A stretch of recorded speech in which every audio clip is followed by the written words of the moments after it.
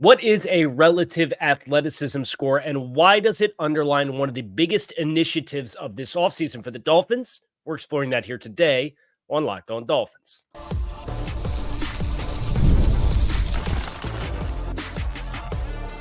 You are Locked On Dolphins, your daily Miami Dolphins podcast, part of the Locked On Podcast Network, your team every day. All right, Miami. Welcome to another episode of Locked On Dolphins. It's your team every day here on the Locked On Network.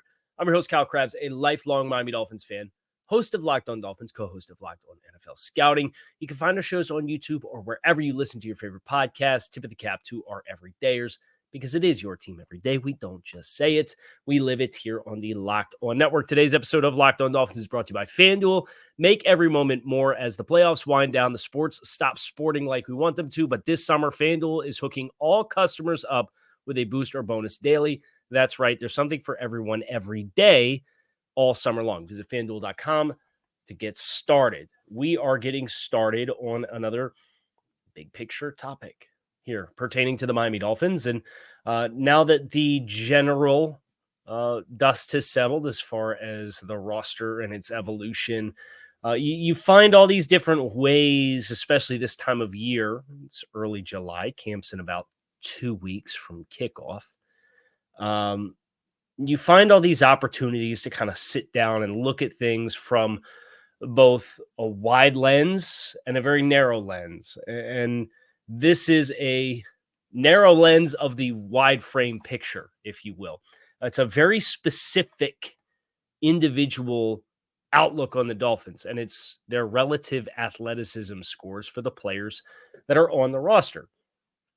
If you're not familiar with relative athleticism scores, these are measures from the pre-draft process of size-adjusted athleticism relative to your position, right? So a wide receiver that runs a 4.6 versus a defensive end that runs a 4.6, those are two very different outcomes of bad and good. And there is a correlation versus causation discussion to be had as it pertains to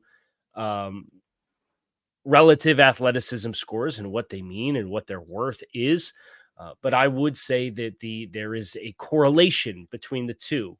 Not all great athletes are elite football players, but most elite football players are also elite athletes. And you don't have to look any further than that, than the Dolphins roster and the players that we have coded, whether they're cornerstones or quality starters. Relative athleticism scores are out of 10. 10 is the best of the best, the elite all-time of players amongst the data sample size. And you can find this is at ras.football. Math Bomb, Kent Lee Platt, has been one of the driving forces behind the relative athleticism discussion. But it is meant to quantify your athletic profile. The players that I have considered for this Dolphins offseason, and this includes Tyreek Hill and Jalen Waddle and Jalen Ramsey, as kind of the hallmark players. I would put Javon Holland and also Bradley Chubb currently in this bucket as roster cornerstones. Out of 10, their relative athleticism score is almost an average of 9.5 across those. So that is, again, kind of the reinforcement that not all elite athletes are elite football players, but most elite football players are also elite athletes. You extend that to quality starters, and the average of those players that are position players for the Dolphins, the average is 8 out of 10. So your cornerstones and quality starters, and there's quite a bit more quality starters with Mostert and Achane and Armstead and Calais Campbell and Jalen Phillips and David Long, Tua Tagovailoa. That expanded list, you're talking 8 and above. So if you get a guy who doesn't test well, it's not the be-all, end-all. Case in point, I think there's a really great example on the Dolphins roster in one of the new pass rushers, Shaq Barrett, who was not a great tester, has gone on to have himself a really nice career. More on him in a little bit. But as you look at this Dolphins roster and their relative athleticism scores, you start to see some trends. And then you look at what they did this offseason and how they pieced everything together. And you again start to see some trends. And that is where we're focused here today with one of the central themes and initiatives that you can kind of parse through for this offseason for the Dolphins based on what the end result looks like. So what I have done is I've gone position by position, and I have last year's roster and I have this year's roster with the players that I would consider to be in competition to make the 53-man roster. So that list is larger. It's probably 65 players or so, 65 players long versus the roster that the Dolphins had last year. And I've collected the pre-draft process, and it's adjusted for size. So the bigger size you are relative to your position, the more impressive your athletic numbers are if you are a high-level tester. I have the relative athleticism score for every player on last year's roster and the presumed players to be in competition for this year's roster. You also can then take that and look at, hey, each position room, how important do the Dolphins feel athleticism is to each individual position room? You have some trends there. So we're going to get into all of that here today on the show. My final disclaimer, there's some players like Jalen Waddle, Tua Tagovailoa, and Isaiah Wynn, and Tier Tart, and Jordan Brooks, and Kendall Fuller that don't have complete RAS scores within the database. But there's enough reported numbers for those players during their strength and conditioning programs at their respective colleges. And you add the size adjustments and size measurements that these guys get, and you can get an unofficial RAS score. So for some players, including Tua and Jordan Brooks and Kendall Fuller and Jalen Waddle and Isaiah Wynn, Tier Tart, you have unofficial RAS scores to help fill in the blanks as best as you can. So there is a little bit of margin, I suppose, as far as up or down for those individual players with how they tested. Although Jalen Waddle coming out as an 8.63 RAS score, I would expect in reality he'd have probably tested better than that. But that's the numbers that we have that are reported from the strength and conditioning program and then what he showed up as at the NFL Combine. So good opportunity now for us to dive into changes from 2023 to 2024, which is where I find the biggest initiative for the Dolphins. And it's a very fascinating conversation that is coming up next year on this episode of Locked On Dolphins. Make sure that you stick with us. Everybody loves sports, right? We never want the peak season to stop, but unfortunately, we are in that window right now where the peak of the NHL Stanley Cup Finals and the NBA Finals and baseball, and you have OTAs, so you get a little bit of football, even though you're not playing games. That is all wound down. So the sports aren't necessarily sporting like we want them to, but FanDuel helps you keep the sports going whenever you want. All you have to do is open up the app and dream up the bets anytime you're in the mood. This summer, FanDuel is hooking all customers up with a boost or bonus daily. There's something for everyone every day, all summer long. So head over to FanDuel.com and start making the most of your summer. FanDuel, the official sports betting partner of Major League Baseball.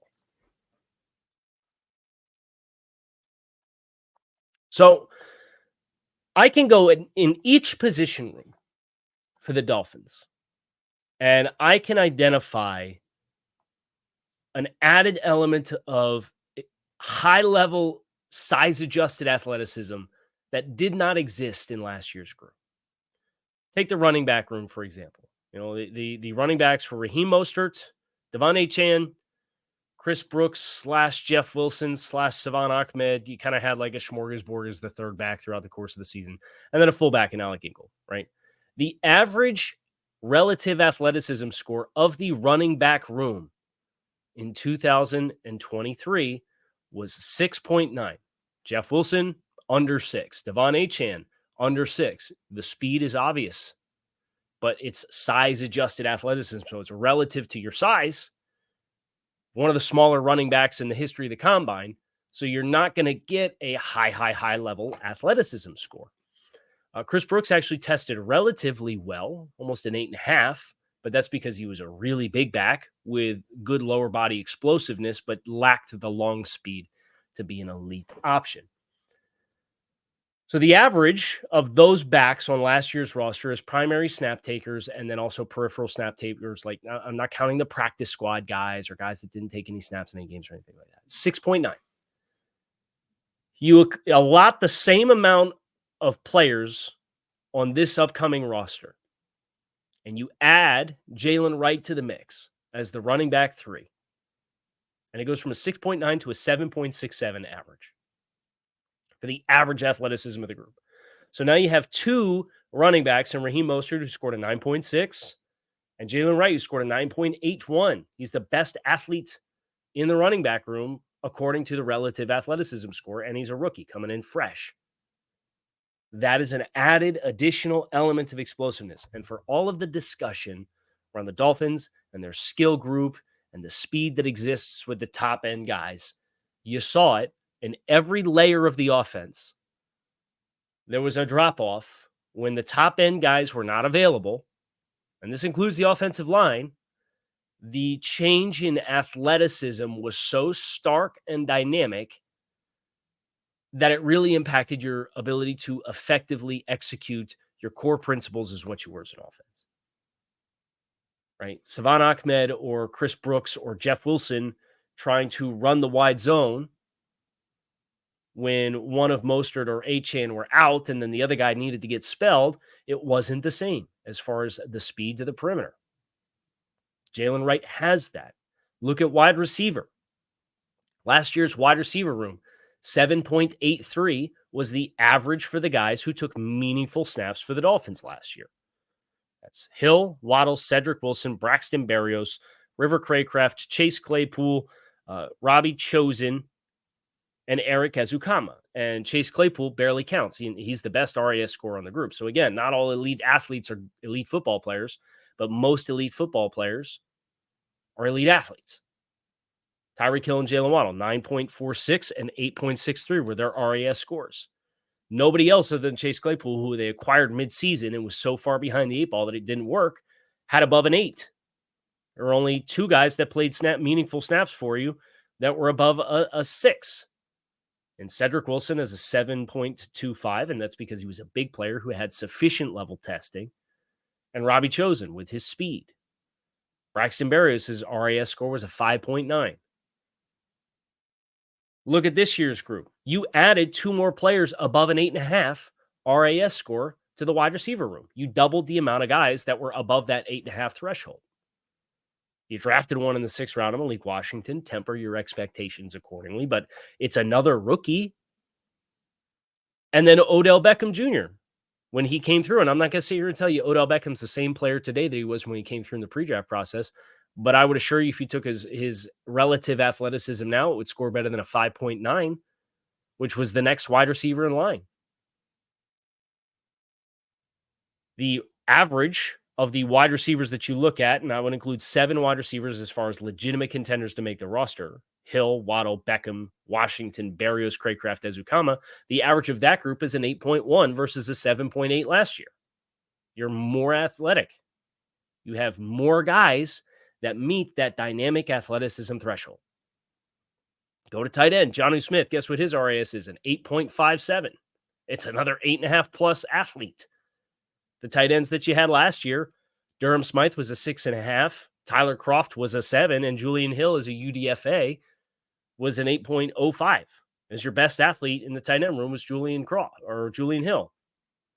Now you have Jonnu Smith, 8.57.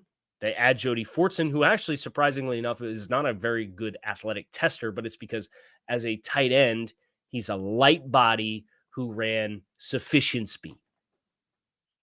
But the average of the tight end room in its totality is a 0.5 point higher for the RAS score than what it was last year because of Jonnu Smith's addition. So you can go right down the line. Hey, guess what? Offensive tackle, Patrick Paul, his RAS score was a 9.67. Your swing tackle last year was Kendall Lamb, who's probably still going to be your swing tackle.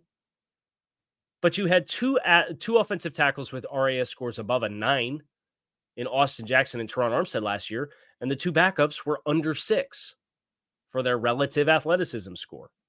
Patrick Paul is a 9.67. They went out and got an elite level size adjusted athlete at a premium position. That theme continues. As a matter of fact, you can look at just the rookie class. I'm going to go ahead and put my filter on here so I get the numbers right. If you looked at the players that the Dolphins picked in the first 6 with their first 5 picks, so not including Patrick McMorris and not including Taj Washington, who they drafted in the 7th round, the average RAS score of the first 5 picks in this Dolphins draft class was a 9.16 out of 10. Jalen Wright, 9.81. Chop Robinson, 9.72. Patrick Paul, 9.67. Malik Washington, 8.63. Muhammad Kamara, 7.99. Dynamic athletes. They're adding that to the mix. And again, this doesn't guarantee that they're going to be good football players, or it doesn't guarantee they're going to be great football players. But what it does guarantee is you're giving yourself an opportunity to develop with tools for the young guys specifically. But you can look at the free agent class, and it becomes very apparent very quickly that the they went after guys that had proof of concept too. Guys that were above an 8 that they added as far as relative athleticism for NFL veterans. Odell Beckham, Johnny Smith, Aaron Brewer, Jack Driscoll, Calais Campbell, Tier Tart, Isaiah Mack. Jordan Brooks, Kendall Fuller. Saron Neal was a 7.61. We mentioned the rookies already. Neville Gallimore was a 7.5. That's the vast majority of the group. That's not safeties, and there's some positional stuff there we're going to get into. The vast majority of the group for free agents was guys that were good athletic testers, good size-adjusted athleticism, and it's top to bottom. I got the rundown. We're going to go through it next, position by position, what the net change is in the room, and it is eye-opening. This is clearly something they wanted a deeper pool of dynamic talent from an athleticism standpoint to work with versus what they had last year. And I would say you achieved it. And we'll go through, we'll continue to point out some other primary contributors who left, the players who are coming into their spots. We'll look at the full positional breakdown. That is all next here on this episode of Locked On Dolphins. Make sure you stick with us. Passion, drive, and patience are not just the formula for winning championships. It's also what keeps your ride or die alive. eBay Motors has everything you need to maintain your vehicle and level it up to peak performance, from superchargers, roof racks, exhaust kits, LED headlights, and more. When you're to speed, power, or style, eBay Motors has got you covered. With over 122 million parts for your number one ride or die, you'll always find exactly what you're looking for. And with eBay's Guarantee Fit, your part is guaranteed to fit your ride every time, or your money back, because with eBay Motors, you're burning rubber and not cash. With all the parts you need at the prices you want, it's easy to make your car the MVP and bring home the dub. Keep your ride or die alive at ebaymotors.com. Eligible items only, exclusions apply. eBay Guarantee Fit available only to U.S. customers. So think about the primary departures, right? You can go through and you can look at each position room that the Dolphins had a dynamic change, right? And running back, as we already went over, it was Jalen Wright, the RB3. To go from an average size-adjusted athlete to an elite size-adjusted athlete with a player who's a scheme fit and is experienced with light box counts and can run in both outside, but also can attack you in a little bit of a different way, it's an exciting addition. The wide receiver 3 position, it was either Cedric Wilson, whose RAS was a 7, or Braxton Berrios, whose RAS was a 6.9. That now is Odell Beckham Jr., whose RAS when he came out in the pre-draft process was at 8.8. You also have Malik Washington as an extra athlete that's been added to that mix as well. Johnny Smith, you've upgraded the tight end position from a 6.5 in Durham Smythe to an 8.57 for their RAS score. The swing tackle, Patrick Paul in competition for that as an elite athlete versus an average athlete. Let's go to the defensive side of the football. I think you do have your first downgrade as far as an RAS athlete. Christian Wilkins was an 8.65, his departure. Zach Sealer, actually a better RAS athlete as a defensive tackle, 9.47 than Christian Wilkins was. So you still have that piece of the puzzle. Calais Campbell, coming into the mix, is about a half point lower for RAS as a defensive tackle. I think he's more versatile than Christian is because Campbell played the entire season last year on the edge. But Christian, a better size-adjusted athlete for the defensive tackle position. There's some ambiguity as far as the role that I think Calais will be just fine. But the third guy last year in the defensive tackle room was Raekwon Davis. He was a 6.2 relative athleticism score. If Tier Tart's going to come out and be motivated and win this job, his unofficial RAS from the 2020 draft was an 8.8. You also have Neville Gallimore as a 7.27. You have Deshaun Hand potentially back. He was a good RAS athlete when he came through in the pre-draft process out of Alabama. The defensive line, the interior defensive line room, is the biggest individual drop-off in RAS scores, but it's because you have Benito Jones, who has an RAS out of 10 of 1.5. So don't confuse him with a dynamic athlete. But when you're a nose tackle, it's probably the least impactful position from an athleticism standpoint because it's your job to occupy space and sit and anchor the point of attack. If you took 5 guys off the defensive line and you took Sealer, Campbell, Neville Gallimore, Tier Tart, and let's say Deshaun Hand, although I think Jonathan Harris has a good chance of making it too. If you took Deshaun Hand as the 5th guy, the average of that group would be an 8.5 for the RAS. The average of the 4 guys that were on the roster last year on defensive linemen for the Dolphins last year was an 8.34. So, like, there's combinations out of the group that they put together this year where you could actually have a more athletic group, even though the player that left, Christian Wilkins, had a better score than the player who's coming in to replace him. And you look on the edge, the big drop-off is Andrew Van Ginkel. Your third edge, you obviously still have the top 2 guys in Chubb and Phillips, and they're both above a 9.5 out of 10. They're elite athletes, size-adjusted athletes. Shaq Barrett is under a 5. He is one of the exceptions to the rule. Was a great player. He's still a good player. He's not the player he was at his peak, but he had to learn how to get by without the raw athletic tools to begin with as a player because he didn't have the explosive burst that Andrew Van Ginkel did as a JUCO who had to learn how to play with his tools. And now that that's come into his own, he gets himself a nice contract. Van Ginkel's RAS score was a 9.4. Shaq Barrett's was a 4.6.